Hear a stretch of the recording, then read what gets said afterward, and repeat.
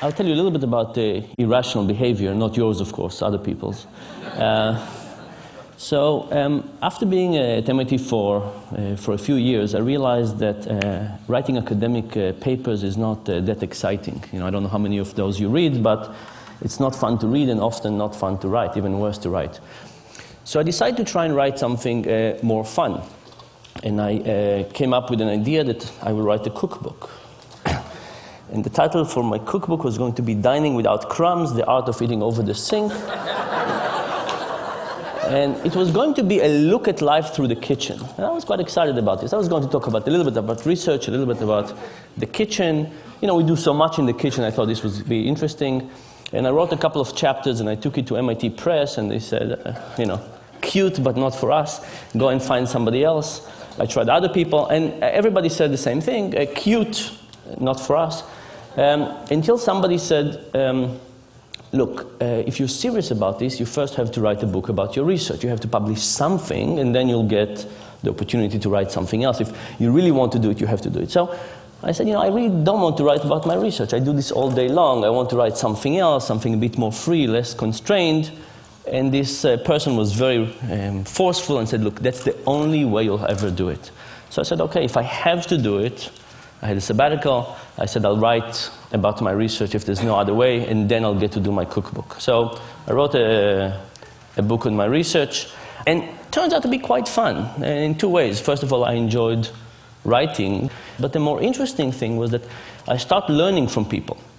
It's a fantastic time to write because there's so much feedback you can get from people. People write me about their personal experience and about their examples and what they disagree and nuances. And even being here, I mean, the last few days, I've known really heights of obsessive behavior I never thought about, which I think is just fascinating. I want to tell you a little bit about irrational behavior, and I want to start by giving you some examples of visual illusion as a metaphor for rationality. So think about these two tables, and you must have seen this illusion.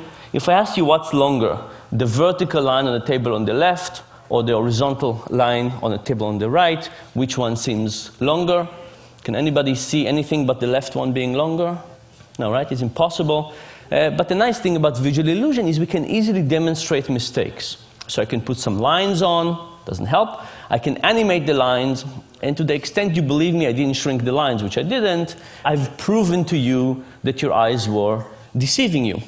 Now, the interesting thing about this is when I take the lines away, it's as if you haven't learned anything in the last minute. You can't look at this and say, okay, now I see reality as it is, right? It's impossible to overcome this sense that this is indeed longer. Our intuition is really fooling us in a repeatable, predictable, consistent way. There's almost nothing we can do about it aside from taking a ruler and starting to measure it.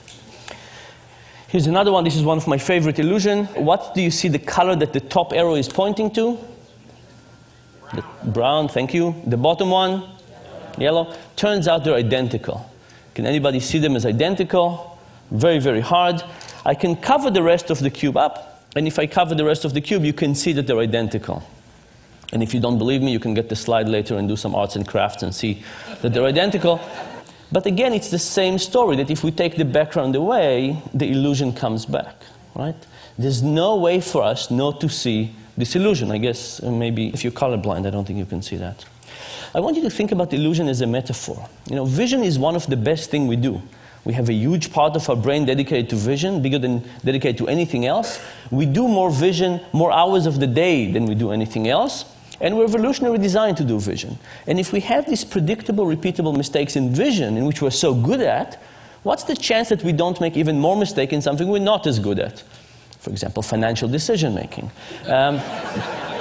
Something we don't have an evolutionary reason to do, we don't have a specialized part of the brain, and we don't do that many hours of the day. And the argument is that on those cases, it might be the issue that we actually make many more mistakes. And worse, not have an easy way to see them. Because in visual illusions, we could easily demonstrate the mistakes. In cognitive illusion, it's much, much harder to demonstrate to people the mistakes. So I want to show you some cognitive illusion, or decision-making illusion in the same way. This is one of my favorite plots in social sciences. It's from a paper by Johnson and Goldstein. And it basically shows the percentage of people who indicate that they would be interested in giving their organs to donation. And these are different countries in Europe, and you basically see two types of countries. Countries on the right that seems to be giving a lot, and countries on the left that seems to be giving very little or much less. The question is why? Why do some countries give a lot and some countries give a little? When you ask people this question, they usually think that it has to be something about culture, right? How much do you care about people? Giving your organs to somebody else is probably about how much you care about society, how linked you are. Or maybe it is about religion. But if you look at this plot, you could see that countries that we think about as very similar actually exhibit very different behavior. For example, Sweden is all the way on the right, and Denmark, that we think is culturally very similar, is all the way on the left. Germany is on the left, and Austria is on the right. The Netherlands is on the left, and Belgium is on the right. And finally, depending on your particular version of European similarity, you can think about the UK and France as either similar culturally or not. But it turns out that from organ donation, they're very different. By the way, the Netherlands is an interesting story. You see, the Netherlands is kind of the biggest of the small group. Turns out that they got to 28% after mailing every household in the country a letter begging people to join this organ donation program. Right, so you know the expression, begging only gets you so far? It's 28% in organ donation. But whatever the countries on the right are doing, they're doing a much better job than begging. So what are they doing? Turns out the secret has to do with the form at the DMV. And here's the story. The countries on the left have a form at the DMV that looks something like this. Check the box below if you want to participate in the organ donor program. And what happens? People don't check and they don't join. The countries on the right, the ones that give a lot, have a slightly different form. It says check the box below if you don't want to participate. Interestingly enough, when people get this, they again don't check, but now they join the program. Now, think about what this means. You know, we wake up in the morning and we feel we make decisions. We wake up in the morning and we open the closet and we feel that we decide what to wear, and we open the refrigerator and we feel that we decide what to eat. And what this is actually saying that much of these decisions are not residing within us. They're residing by the person who's designing that form. When you walk into the DMV, the person who designed the form will have a huge influence on what you'll end up doing. Now, it's also very hard to intuit these results. Think about it for yourself. How many of you believe that if you went to renew your license tomorrow and you went to the DMV and you would encounter one of these forms, that would actually change your own behavior? Very, very hard to think that it will influence us, right? We can say, oh, these funny Europeans, of course it would influence them. But when it comes to us, we have such a feeling that we're at the driver's seat. We have such a feeling that we're in control and we are making the decision that it's very hard to even accept the idea that we actually have an illusion of making a decision rather than actual decision. Now, you might say, you know, these are decisions we don't care about. In fact, by definition, these are decisions about something that will happen to us after we die. How could we care about something less than something that happens after we die? So a standard economist, somebody who believes in rationality, would say, you know what? The cost of lifting the pencil and marking a V is higher than the possible benefit of the decision, so that's why we get this effect. But in fact, it's not because it's easy, it's not because it's trivial, it's not because we don't care, it's the opposite. It's because we care, it's difficult, and it's complex, and it's so complex that we don't know what to do. And because we have no idea what to do, we just pick whatever it was that was chosen for us. I'll give you one more example for this. This is from a paper by Redelmeier and Shafir. And they said, you know, would this effect also happens to experts? People who are well paid, experts in their decisions, do it a lot. And they basically took a group of physicians. And they presented to them a case study of a patient. And they said, here's a patient, he's a 67-year-old farmer, he's been suffering from a right hip pain for a while. And then they said to the physician, yes, you decided a few weeks ago that nothing is working for this patient. All these medications, nothing seems to be working, so you refer the patient to hip replacement therapy, hip replacement, okay? So the patient is on a path to have his hip replaced. And then they said, half the physician, they said, yesterday, you reviewed the patient's case and you realized that you forgot to try one medication. You did not try ibuprofen. what do? Do you pull the patient back and try ibuprofen, or do you let them go and have hip replacement? Well, the good news is that most physicians in this case decided to pull the patient and try ibuprofen. Very good for the physicians. The other group of the physicians, they said, yesterday when you reviewed the case, you discovered there were 2 medications you didn't try out yet, ibuprofen and piroxicam. They said, you have 2 medications you didn't try out yet. What do? You let them go, or you pull them back. And if you pull them back, do you try ibuprofen or piroxicam? Which one? Now, think of it. This decision makes it as easy to let the patient continue with hip replacement, but pulling them back all of a sudden becomes more complex. There's one more decision. What happens now? Majority of the physicians now choose to let the patient go to hip replacement. I hope this worries you, by the way, when you go to see your physician. The thing is that no physician would ever say, piroxicam, ibuprofen, hip replacement, let's go for hip replacement. But the moment you set this as the default, it has a huge power on whatever people end up doing. I'll give you a couple of more examples of irrational decision making. Imagine I give you a choice. Do you want to go for a weekend to Rome, all expenses paid, hotel, transportation, food, breakfast, a continental breakfast, everything, or a weekend in Paris? Now, weekend in Paris, weekend in Rome, these are different things. They have different food, different culture, different art. Now, imagine I added a choice to the set that nobody wanted. Imagine I said a weekend in Rome, a weekend in Paris, or having your car stolen. Now, it's a funny idea, because why would having your car stolen in this set influence anything? But what if the option to have your car stolen was not exactly like this? What if it was a trip to Rome, all expenses paid, transportation, breakfast, but doesn't include coffee in the morning? If you want coffee, you have to pay for it yourself. It's €2.50. Now, in some ways, given that you can have Rome with coffee, why would you possibly want Rome without coffee? It's like having your car stolen. It's an inferior option. But guess what happened? The moment you add Rome without coffee, Rome with coffee become more popular, and people choose it. The fact that you have Rome without coffee makes Rome with coffee look superior, and not just to Rome without coffee, even superior to Paris. Here are 2 examples of this principle.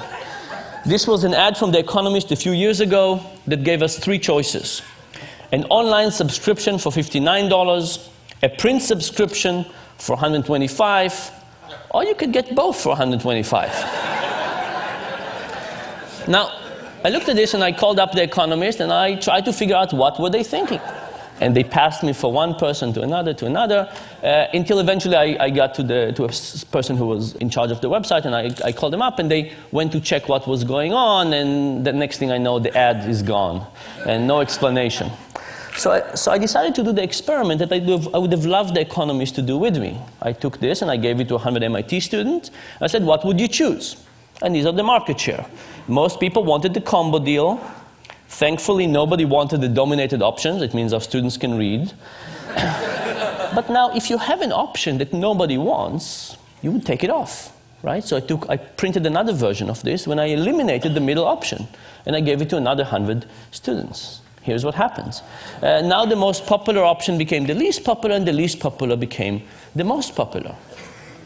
What was happening is that option that was useless in the middle was useless in the sense that nobody wanted it. But it wasn't useless in the sense that it helped people figure out what they wanted. In fact, relative to the option in the middle, which was get only the print for $125, the print and web for $125 looked like a fantastic deal. And as a consequence, people chose it. The general idea here, by the way, is that we actually don't know our preferences that well. And because we don't know our preferences that well, we're susceptible to all of these influences from the external forces, the defaults, the particular options that are presented to us, and so on. One more example of this. People believe that when we deal with physical attraction, we see somebody and we know immediately whether we like them or not, attracted or not. This is why we have these 4-minute dates. So I decided to do this experiment with people. I'll show you graphic images of people, not real people. The experiment was with people. I showed some people a picture of Tom and a picture of Jerry, and I said, who do you want to date, Tom or Jerry? But for half the people, I added an ugly version of Jerry. I took Photoshop and I made Jerry slightly less attractive. The other people, I added an ugly version of Tom. And the question was, will ugly Jerry and ugly Tom help the respective more attractive brothers? And the answer was absolutely yes. When ugly Jerry was around, Jerry was popular. When ugly Tom was around, Tom was popular. This, of course, has two very clear implications for life in general. If you ever go bar hopping, who do you want to take with you?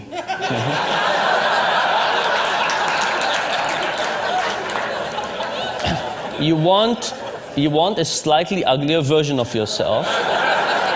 Similar, but slightly uglier. And the second point, of course, is that if somebody else invites you, you know how they think about you. Now you're getting it. What is the general point? The general point is that when we think about economics, we have this beautiful view of human nature. You know, what a piece of work is man, how noble in reason. We have this view of ourselves, of others. The behavioral economics perspective is slightly less generous to people. In fact, in medical terms, that's our view. But there is a silver lining. And the silver lining is, I think, kind of the reason that behavioral economics is interesting and exciting. You know, are we Superman or are we Homer Simpson? When it comes to building the physical world, we kind of understand our limitations. We build steps and we build these things that not everybody can use, obviously, but we build them. We understand our limitations and we build around it. But for some reason, when it comes to the mental world, when we design things like healthcare and retirement and stock markets, we somehow forget the idea that we're limited. And I think if we understood our cognitive limitations in the same way that we understand our physical limitations, even if they don't stare us in the face in the same way, we could design a better world. And that, I think, is the hope of this thing. Thank you very much.